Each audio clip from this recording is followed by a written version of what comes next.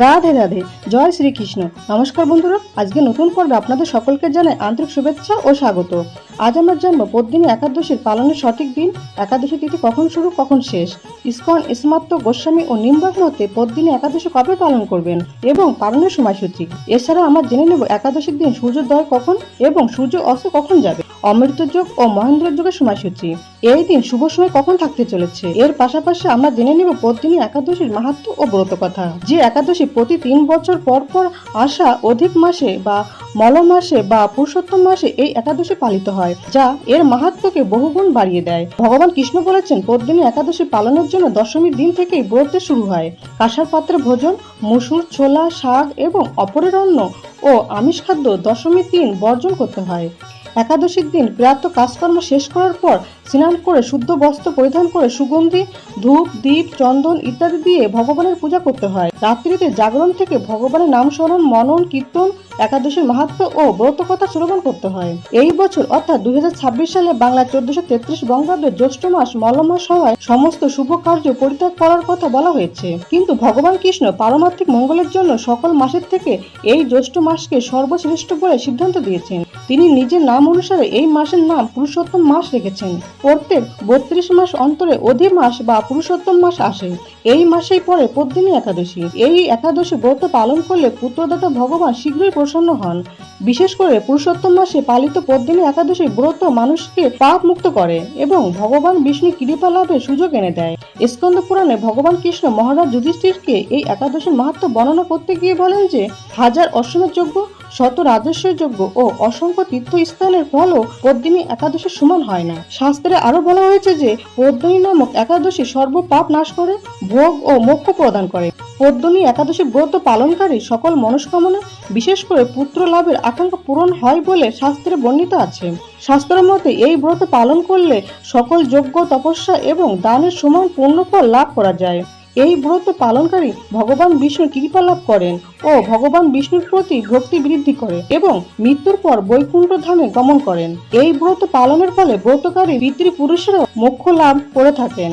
এই পদ্মিনী একাদশী অন্য সকল একাদশীর থেকে অধিক ফলদায়ী বলে মনে করা হয়। যেহেতু এটি ভগবান বিষ্ণুর প্রিয় পুরুষোত্তম মাসে অনুষ্ঠিত হয়, তাই এর মাহাত্ম্য বিশেষ। শ্রী চৈতন্য মহাপ্রভু একাদশী তিথিকে অত্যন্ত পবিত্র ও ভগবান ভক্তির অনুকূল সময় বলে নির্দেশ দিয়েছেন। তিনি নির্দেশ দিয়েছেন যে একাদশীর দিন উপবাস থেকে কেবল ফলাহার করে সম্পূর্ণ সময় কৃষ্ণ প্রেমে কাটাতে হবে। এই দিন জাগতিক বিষয় থেকে মনকে সরিয়ে হরির কথা শ্রবণ ও হরিনাম জপ করতে হয়। বন্ধুরা, উদয়া তিথি অনুসারে অর্থাৎ সূর্যোদয়ের সময় একাদশী তিথি থাকায় এই একাদশী পালিত হবে 27শে মে 2026 বাংলার 12ই জ্যৈষ্ঠ 1433 বঙ্গাব্দ বুধবার। পদ্মিনী একাদশীর অধিষ্ঠাত্রী দেবতা হলেন পুরুষোত্তম, পক্ষ কৃষ্ণপক্ষ।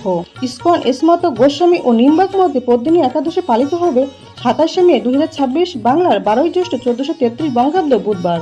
একাদশী তিথি শুরু হবে 26শে মে 2026 বাংলার 11ই জ্যৈষ্ঠ 1433 বঙ্গাব্দ মঙ্গলবার সকাল 7:53 থেকে এবং একাদশী তিথি সমাপ্ত হবে 27শে মে 2026 বাংলার 12ই জ্যৈষ্ঠ 1433 বঙ্গাব্দ বুধবার সকাল 8:02। ইসকন মতে পালনের সময় হবে 28শে মে 2026 বাংলার 13ই জ্যৈষ্ঠ 1433 বঙ্গাব্দ বৃহস্পতিবার সকাল 4:52 থেকে সকাল 7:59 মধ্যে একাদশী পালন করে নিতে হবে। এবং ইসমাত্ত গোস্বামী ও নিম্বাক মতে একাদশী পালনের সময় হবে 28শে মে 2026 বাংলা 13ই জ্যৈষ্ঠ 1433 বঙ্গাব্দ বৃহস্পতিবার সূর্যোদয় থেকে সকাল 9:10 মধ্যে একাদশী পালন করে নিতে হবে। এই দিন সূর্যোদয় হবে সকাল 4:56 এবং সূর্য অস্ত হবে সন্ধ্যা 6:13। এই দিন অর্থাৎ একাদশীর দিন বুধবার সকালের পুজোর শুভ মুহূর্ত থাকবে সকাল 4:24 থেকে সকাল 4:57 পর্যন্ত এবং এই দিন সন্ধ্যায় পুজোর শুভ মুহূর্ত থাকবে সন্ধ্যা 7:12 থেকে সন্ধ্যা 8:13 পর্যন্ত ও এই দিন অর্থাৎ বুধবার বিজয় মুহূর্ত থাকবে দুপুর 2:36 থেকে দুপুর 3:31 পর্যন্ত। দ্বাদশীর দিন অর্থাৎ 28শে মে 2026 বাংলা 13 জ্যৈষ্ঠ 1433 বঙ্গাব্দ বৃহস্পতিবার অর্থাৎ পারণের দিন মহেন্দ্র যোগের সময় থাকবে সকাল 5:48 মধ্যে এবং সকাল 9:24 থেকে সকাল 11:12 মধ্যে। এই সময়ের মধ্যে আপনারা ব্রাহ্মণ বা কোনো গরিব মানুষকে আপনাদের সাধ্যমতো কিছু না কিছু দান করে একাদশী পালন করে নিতে পারেন। 27শে মে বাংলার 12ই জ্যৈষ্ঠ 1433 বঙ্গাব্দ বুধবার রাহুকাল থাকবে দুপুর 12:18 থেকে দুপুর 2:02 পর্যন্ত বন্ধুরা, এই রাহুকালের সময়ের মধ্যে কোনো শুভ কাজ বা কোনো নতুন কাজ শুরু করা উচিত নয়। তবে পুজো বা অন্য কোনো শুভ কাজ যদি এই সময়ের আগে সংকল্প নিয়ে শুরু করে থাকেন তাহলে অবশ্যই সেটা করতে পারেন।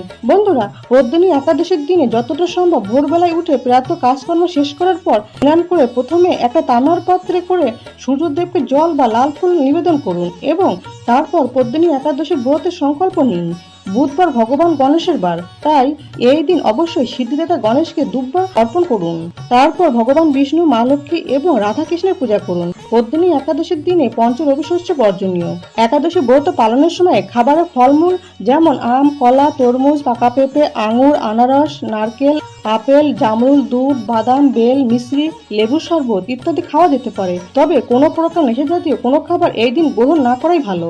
এছাড়া ভোগ প্রসাদ রান্নার ক্ষেত্রে সাধারণ লবণের পরিবর্তে সন্দক লবণ আর সরিষার তেলের পরিবর্তে ঘি ব্যবহার করা উচিত। পুরুষোত্তম মাসের পদ্মিনী একাদশীতে ভগবান বিষ্ণুকে তুলসী পাতা নিবেদন করা অত্যন্ত শুভ। শাস্ত্রে বলা হয়েছে, ভক্তি সহকারে অর্পিত একটি তুলসী পাতা ও সামান্য জলে সন্তুষ্ট হন ভগবান বিষ্ণু। একাদশীর দিন সন্ধ্যায় তুলসী তলার প্রদীপ জ্বালিয়ে ও ভগবান নারায়ণের সামনে প্রদীপ জ্বালিয়ে ভগবানের নাম স্মরণ করতে হয় এবং রাতে ভগবানের নাম স্মরণ, গীতাপাঠ, ভগবত পাঠ ও হরিনাম সংকীর্তন করতে হয়, কারণ হরিনাম সংকীর্তনই সর্বোত্তম সাধনা। বন্ধুরা, এখন আমরা শুনবো পদ্মিনী একাদশীর ব্রত কথা ও মাহাত্ম্য। রাধে রাধে, জয় শ্রীকৃষ্ণ। একদিন মহারাজ যুধিষ্ঠির বললেন, হে জনার্দন, আমি বহু ধর্ম ও ব্রতের কথা শুনেছি। এখন পুরুষোত্তম মাসের সর্বপাপ বিনাশিনী ও পুণ্যদায়িনী শুক্লপক্ষিয়া পদ্মিনী একাদশীর কথা আমার কাছে বর্ণনা করুন, যা শ্রবণ করলে পরম পদ প্রাপ্ত হওয়া যায়। ভগবান কৃষ্ণ বললেন, দশমীর দিন থেকেই ব্রতের শুরু হয়। কাঁসার পাত্রে ভোজন, মসুর, ছোলা, শাক এবং অপরের অন্ন ও আমিষ দশমীর দিন বর্জন করতে হয়। পরের দিন প্রাত কার্যের পর সুগন্ধি, ধূপ, দীপ, চন্দনাদি দিয়ে ভগবানের পূজা করতে হয়। রাত্রিতে জাগ্রত থেকে ভগবানের নাম গুণকীর্তন করতে হয়। এখন এই ব্রতের একটি ইতিহাস আপনার মনোরঞ্জনের জন্য বলছি। পূর্বে পুলস্ত্য মুনি দেবর্ষি নারদকে এই ইতিহাস বর্ণনা করেছিলেন। এক সময় রাজা কার্তবীর্য লঙ্কাপতি রাবণকে পরাজিত করে তার কারাগারে বন্দী করে রাখে। পুলস্ত্য মুনি রাজার কাছে রাবণের মুক্তির প্রার্থনা করেন। মুনির আজ্ঞায় রাজা রাবণকে মুক্ত করে দেন। এই আশ্চর্যজনক কথা শুনে নারদ পুলস্ত্য মুনিকে জিজ্ঞাসা করেন, হে মুনিবর, ইন্দ্র সহ সকল দেবতা যেখানে রাবণের কাছে পরাজিত হয়েছিল, সেখানে কিভাবে কার্তবীর্য রাবণকে পরাজিত করল? কৃপা করে তা বলুন। পুলস্ত্য মুনি তখন নারদের কাছে কার্তবীর্যের জন্মের রহস্য বর্ণনা করেন। ত্রেতা যুগে হৈহয় বংশে কার্তবীর্য নামে এক রাজা ছিলেন। মহিষ্মতিপুরে তার রাজধানী ছিল। রাজার 1000 পত্নী ছিল, কিন্তু রাজ্যভার গ্রহণের মতো কোনো পুত্র লাভ রাজার ভাগ্যে হয়নি।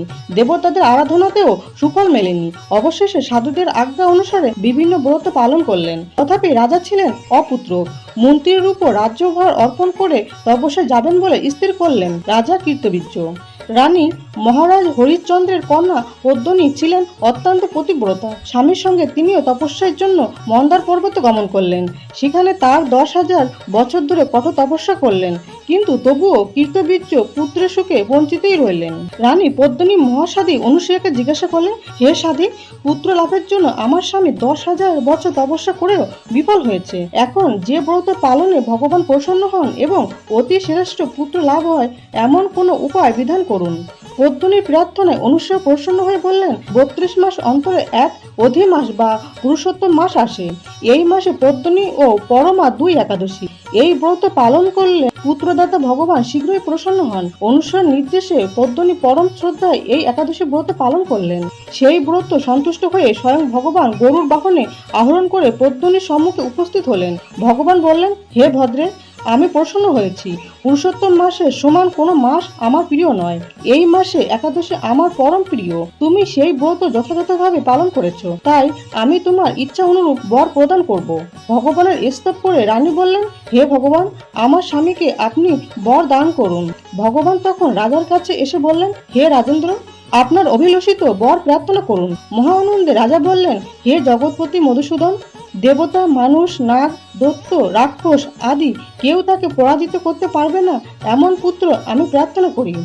রাজার প্রার্থনা অনুসারে বর প্রদান করে ভগবান অন্তর্হিত হলেন। রাজা পত্নী সহ নগরে ফিরে এলেন। যথাসময়ে রানী পদ্মিনীর গর্ভে মহাবলশালী এক পুত্রের জন্ম হয়। মহারাজ কীর্তবীর্য পুত্রের নাম রাখেন কার্তবীর্য। ত্রিলোকে তার সমান কোনো বীর ছিল না, তাই দশানন রাবণ যুদ্ধে তার কাছে পরাজিত হয়। শ্রীকৃষ্ণ বলেন, হে মহারাজ, এই ব্রত যিনি পালন করবেন তিনি ভগবান শ্রীহরির শ্রীপাদপদ্মে অহেতুকী ভক্তি লাভ করবেন। শ্রীকৃষ্ণের উপদেশে ধর্মরাজ সপরিবারে এই একাদশী ব্রত পালন করলেন। যিনি এই ব্রতের মাহাত্ম্য পাঠ ও শ্রবণ করেন তিনি বহু পুণ্য লাভ করেন। অথ পদ্মিনী একাদশীর ব্রতকথা ও মাহাত্ম্য সমাপ্ত। রাধে রাধে, জয় শ্রীকৃষ্ণ। বন্ধুরা, আশা করি ভিডিওটি আপনাদের সামান্য হলেও উপকারে আসবে। ভগবান কৃষ্ণ ও মা লক্ষ্মীর কৃপায় আপনারা সবাই ভালো থাকুন, সুস্থ থাকুন এই প্রার্থনা করি। আজকের ভিডিওটি আজ এই পর্যন্ত। সবাই খুব ভালো থাকবেন, সুস্থ থাকবেন। দেখা হচ্ছে আগামী পর্বে। জয় ভগবান কৃষ্ণ, জয় একাদশী মাতার জয়, জয় মা লক্ষ্মী। রাধে রাধে।